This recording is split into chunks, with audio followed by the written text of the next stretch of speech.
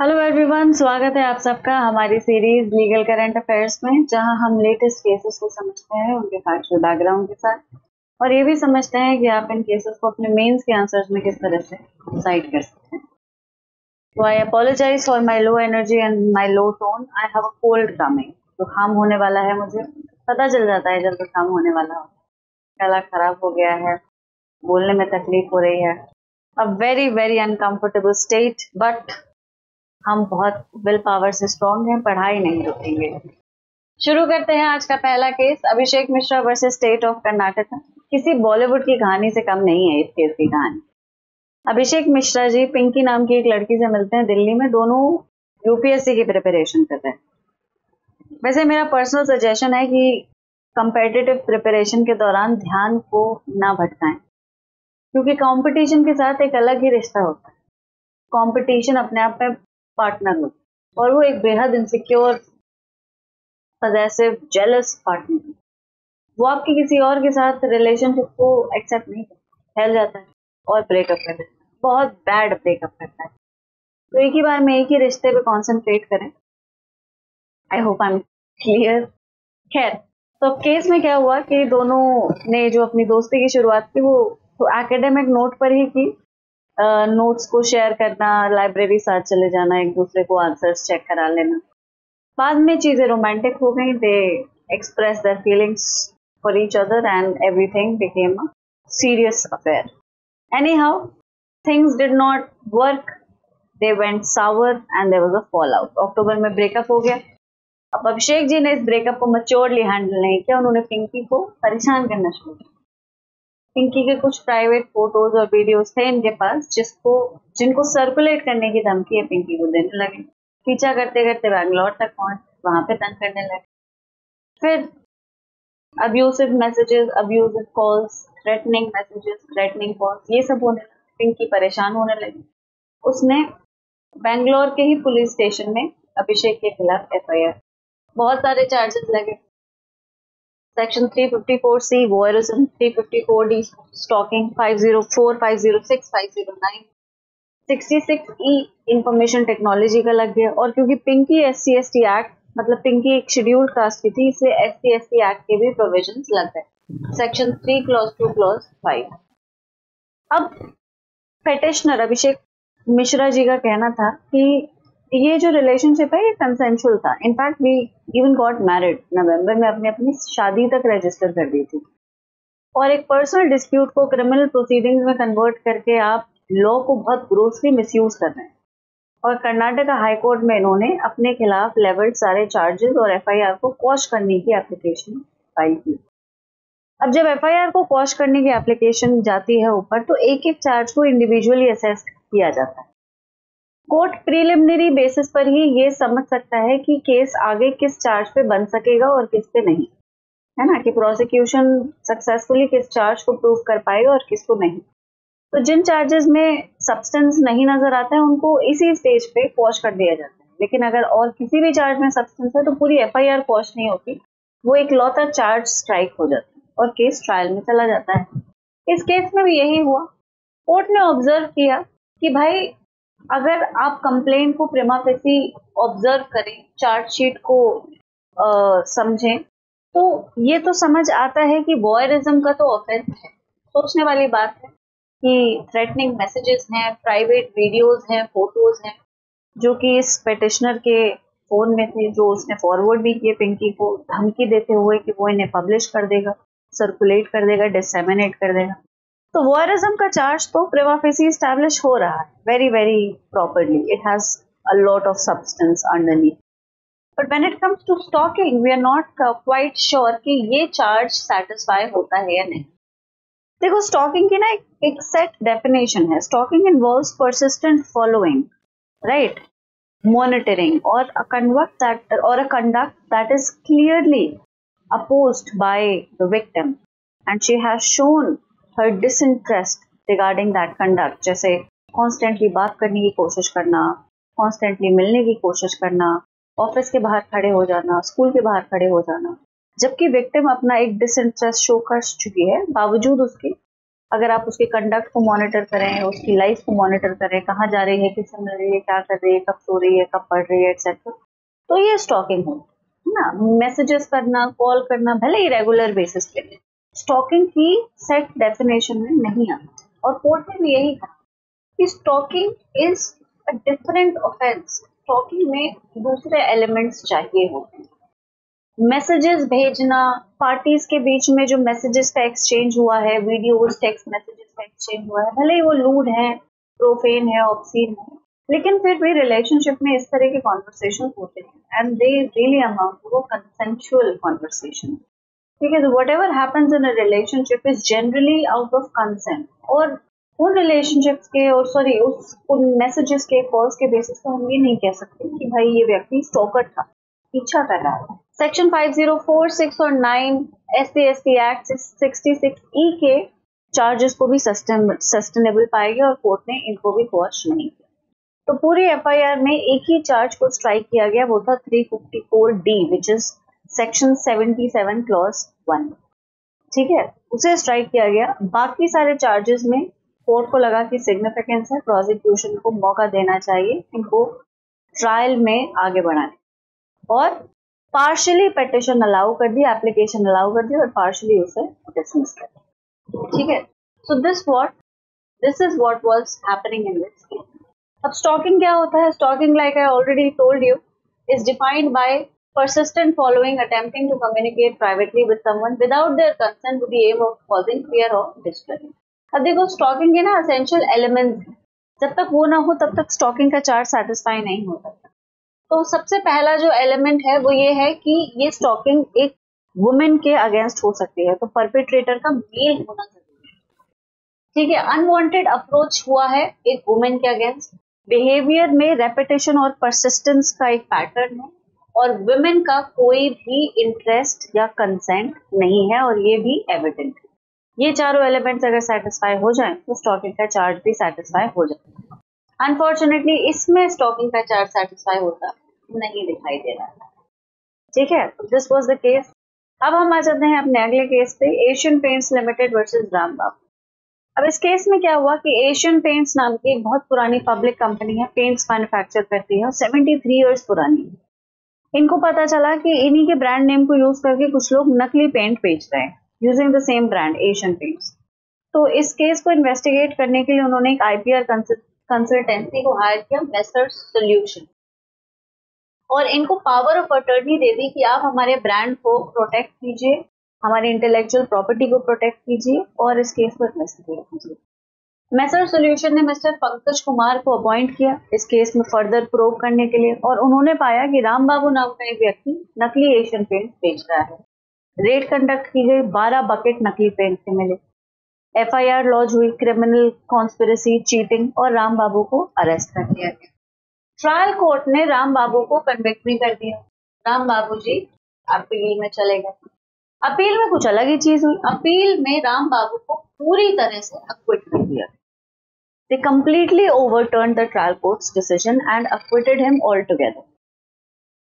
अब इस acquittal को चैलेंज करता है Asian Paint under section 372 proviso CRPC, लेकिन हाई कोर्ट कहता है कि आप यहाँ कैसे आ गए, आप तो ना कंप्लेनेंट है ना विक्टिम है, आपके पास तो कोई पावर ही नहीं है, इसीलिए आपकी ये अपील स्टैंड नहीं करते हैं। ठीक है, अब अपील मेंटेनेबल नहीं। देखो, अपील जो है वो राइट नहीं है, ये तो आपको पता ही होगा। Appeal is not a right, appeal is basically a privilege given to people, है ना। सेक्शन 378 CRPC का कहता भी था कि no judgment, no appeal shall lie against an order or judgment unless specifically provided by this code or any other law. तो जब तक लॉ आपको कहे ना कि आप इस ऑर्डर या जजमेंट के अगेंस्ट अपील में जा सकते हैं, तब तक आप उसे अपील नहीं कर सकते। और ये इसलिए है ताकि जजमेंट्स और ऑर्डर्स को एक फाइनलिटी मिल सके, वरना हर अग्रीव्ड पर्सन अपील में जाएगा, इवेंचुअली हर केस सुप्रीम कोर्ट तक पहुंच जाएगा। भाई इतना बर्डन तो कोर्ट्स झेल नहीं सकते, इसलिए हर केस अपील में नहीं जा सकता। कौन कौन से केसेस जा सकते हैं वो सेक्शन 378 CRPC में दे रखा था, जो कि अब सेक्शन 419 है BNSS का। ठीक है, but this actually provides this section 378 provides for only few people's right to appeal, जिसमें पब्लिक प्रोसिक्यूटर अपील में जा सकता है, डिस्ट्रिक्ट मैजिस्ट्रेट की परमिशन लेके, स्टेट गवर्नमेंट की परमिशन लेके जा सकता है, सेंट्रल गवर्नमेंट की परमिशन लेके जा सकता है, कंप्लेनेंट जा सकता है हाई कोर्ट के सैंक्शन से। मतलब आप अपील में जा सकते हैं, but only after you have taken the required consent from the appropriate authority as mentioned in the section, है ना। सेक्शन प्रोवाइड कर रहा है कि अगर पब्लिक प्रोसिक्यूटर जाना चाहता है तो डीएम का चाहिए sanction. State government, it is a state's right to, government का राइट है अपील करने का, पब्लिक प्रोसिक्यूटर गवर्नमेंट का ही ऑफिसर हो।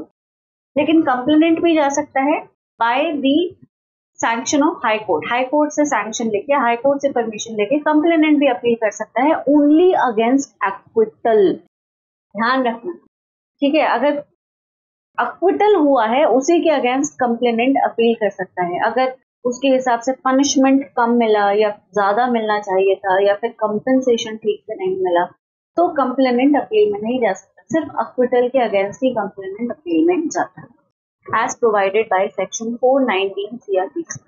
But we used to have another section 372 which was independent of 378 और एशियन पेंट्स ने उसी सेक्शन को यूज किया था।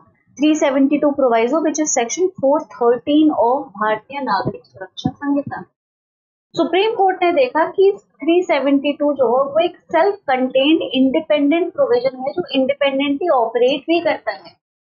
सेक्शन 2AA में विक्टिम को डिफाइन किया गया था CRPC में, जिसमें एक्सपेंसिवली विक्टिम वो व्यक्ति है जिसको लॉस और इंजरी हुई है अक्यूज्ड के किसी एक्ट या कमीशन से। एशियन पेंट्स क्या विक्टिम था इस केस में? वेरी वेरी प्रॉपरली, मतलब बिल्कुल एशियन पेंट्स ही तो विक्टिम था भाई। जितना भी लॉस ऑफ रेपुटेशन और मनी हुआ था वो एशियन पेंट्स को ही तो हुआ था। डायरेक्टली इन्वॉल्व ना होके उन्होंने एक मिडिल मैन को या फिर एक एजेंट को अपॉइंट किया, उनको पावर दी कि आप इस केस को आगे ले जाइए। अब हाई कोर्ट ने क्या कहा था, बेसिकली आप कंप्लेनेंट नहीं है, विक्टिम नहीं है, क्योंकि एशियन पेंट्स पार्टी नहीं है। पुराने केस में Asian Paint was not the party was Messer Solution, ठीक है, वही कंप्लेनेंट भी थे। जब पावर ऑफ अटॉर्नी उन्हें दी गई तो उन्हें उस केस को पूरी तरह से हैंडल करने की पावर दी गई कि आप हमारी इंटेलेक्चुअल प्रॉपर्टी को प्रोटेक्ट कीजिए, which would include everything, investigation से लेकर FIR लॉन्च करना, फिर केस को ट्राई करना, अपीयरेंस, हियरिंग, सब कुछ मॉनिटर करना, मेकिंग श्योर कि वो फिर से ना हो। ये पूरा का पूरा जो दारोमदार है वो मैसर्स सॉल्यूशन ने लिया है। इसीलिए एशियन पेंट को पार्टी नहीं बनाया गया, क्योंकि भाई पावर ऑफ अटॉर्नी उनके पास थी, agency, they were acting like an agent, है ना। हाई कोर्ट ने इसी बेसिस पे डिस्कस कर दिया कि आप कंप्लेनेंट थोड़ी हैं, आप विक्टिम भी नहीं हैं। लेकिन सुप्रीम कोर्ट ने एक बहुत ही मेजर पॉइंट जो हाईलाइट नहीं हुआ था हाई कोर्ट में, वो हाईलाइट कि विक्टिम की डेफिनेशन देखो CRPC में क्या दे रहे हैं। विक्टिम वो व्यक्ति है जिसको नुकसान हुआ अक्यूज के किसी एक्ट या एलिगेशन से। क्या एशियन पेंट को नुकसान हुआ? बिल्कुल उन्हीं को तो हुआ नुकसान। मैसर सॉल्यूशन को क्या नुकसान हुआ? वो तो इंटरमीडिएट है, पैसा लेंगे, केस को इन्वेस्टिगेट करेंगे, बात खत्म। उन्हें तो कॉन्ट्रैक्ट में ड्यूटीज दी गई है, कॉन्ट्रैक्ट के थ्रू पावर ऑफ अटॉर्नी दी गई है इस केस को इन्वेस्टिगेट करने की, ब्रांड को प्रोटेक्ट करने की। लेकिन ब्रांड तो एशियन पेंट का ही है, नुकसान तो एक्चुअली उनका ही है, पैसा भी उनका गया, रेपुटेशन भी उनकी गई, तो वही तो विक्टिम है। और सेक्शन 372 विक्टिम को इंडिपेंडेंट अधिकार देता है अपील में जाने का इन limited scenarios, but the appeal can lie against a judgment and order as a right for the victim। इसको मैंने गलत इंग्लिश बोल दिया, तो इसको पूरा कर। बट 372 क्लियरली विक्टिम को राइट देता है अपील में जाने का, ठीक है। कोर्ट ने एम्फसाइज किया कि 372 proviso grants victim an unambiguous right to appeal against any acquittal order.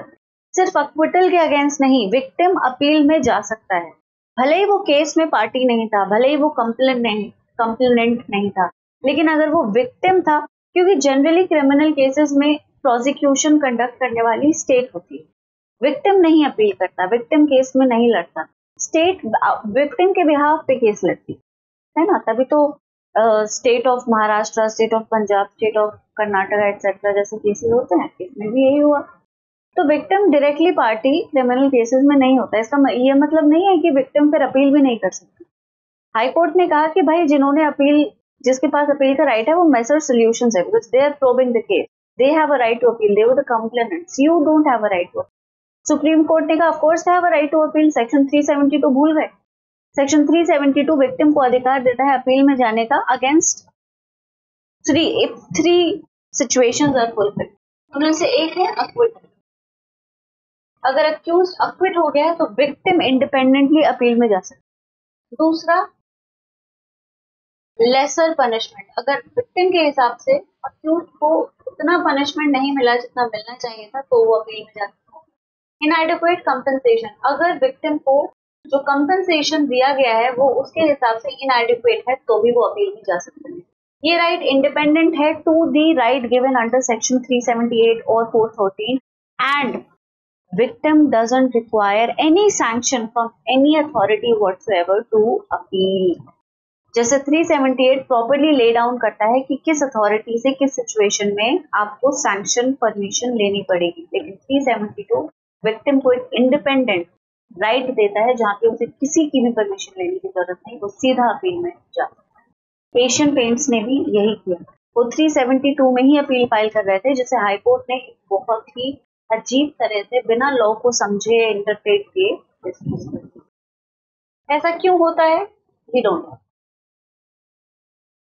Court ने ऑब्जर्व किया कि विक्टिम्स वर्स्ट सफरर्स होते हैं क्राइम में, उनका लिमिटेड रोल होता है कोर्ट प्रोसीडिंग में, इसीलिए उनको स्पेशल राइट्स की जरूरत है और इसीलिए क्रिमिनल प्रोसीजर में उनको स्पेशल राइट्स दिए गए हैं, लाइक दिस वन, इस सेक्शन 372, जहां पे उन्हें किसी गवर्नमेंट का सैंक्शन वगैरह लेने की जरूरत नहीं पड़ रही है, वो अपील में सीधा जा सकते हैं। And compensation to prevent distortion of criminal justice system, उनको कंपनसेशन भी दिया जाता है। Proviso creates a matter of right to victims to appeal not only against acquittal but also conviction for lesser offence or inadequate compensation. अब section 413 क्या है? ये 372 का कॉरेस्पॉन्डिंग सेक्शन है, इसे याद रखना है, ठीक है। 413, no appeal to lie unless otherwise provided. No appeal shall lie from any judgment or order of a criminal court except as provided by this संहिता or any other law। Proviso क्या है? Victim shall have a right, so this is a right। Courts इस पे कोई discretion नहीं hold करते। shall have a right to prefer an appeal against any order passed by the court acquitting the accused or convicting for a lesser offense or imposing inadequate compensation। Such appeal shall lie to the court जहां पे ordinarily conviction के against appeal लाई करती, मतलब जिस court में accused conviction के लिए जाता, कन्विक्शन के अगेंस्ट अपील के लिए जा सकता था, उसी कोर्ट में विक्टिम को राइट है अपील इंस्टीट्यूट करने का। अब की प्रोविजन क्या है? The general rule is that कोई अपील लाई नहीं करेगी, लेकिन प्रोवाइजो विक्टिम को स्पेशल सर्कमस्टांसेस में राइट दे देता है अपील करने का, एक स्टैट्यूटरी राइट जहां पे उसे किसी भी तरह की परमिशन लेने की जरूरत नहीं है। ये अर्लियर 372 था और अब ये 413 हो गया, 378 अब 419 हो गया। जब भी आप अपील का आंसर लिखेंगे 372 ऑब्वियसली डालेंगे, है ना। अगर आप नहीं डाल रहे हैं तो ये बहुत बड़ी मिस्टेक है, don't forget to do it, और इस केस को फिर आप इनकॉर्पोरेट जरूर करें। तो आज के लिए इतना ही, अगले एपिसोड में मिलते हैं इसी तरह के इम्पोर्टेंट केस के साथ, जिसमें मैं समझाऊंगी कि आप कहाँ कहाँ साइड कर सकते हैं। तब तक सब अपना ख्याल रखें। Thank you so much, bye bye.